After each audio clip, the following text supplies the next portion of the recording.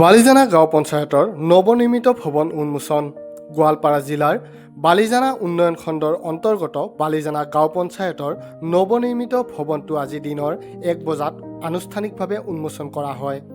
ভৱনটো 13 নং পশ্চিম গোৱালপাৰা বিধানসভা সমষ্টিৰ বিধায়ক পবিত্ৰ ৰাভাই উন্মোচন কৰাৰ কথা আছিল যদিও বিশেষ কাৰণত বিধায়কগৰাকী উপস্থিত থাকিব নোৱাৰাত ৰাভা হাছং স্বায়ত্তশাসিত পৰিষদৰ সাধাৰণ সদস্যা তথা গোৱালপাৰা জিলা বিজেপিৰ উপসভানেত্ৰী সুচিত্ৰা নাথে উন্মোচন কৰে।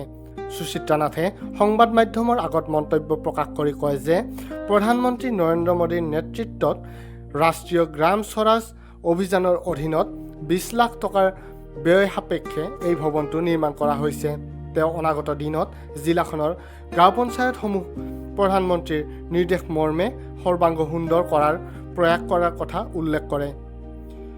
অনুষ্ঠানত উপস্থিত থাকি বালিজানা গাঁও পঞ্চায়তৰ সভানেত্ৰী অৰ্চনা ৰাভাই সংবাদ মাধ্যমৰ আগত কয় যে পঞ্চায়তখনৰ অন্তৰ্গত গাঁওসমূহৰ জৰাজীৰ্ণ বাট পথসমূহৰ উন্নয়নৰ ক্ষেত্ৰত তেখেতে যৎপৰোনাস্তি চেষ্টা চলাব, লগতে পঞ্চায়তৰ অন্তৰ্গত আঁচনিৰ সদব্যৱহাৰ কৰিব বুলি জনায়।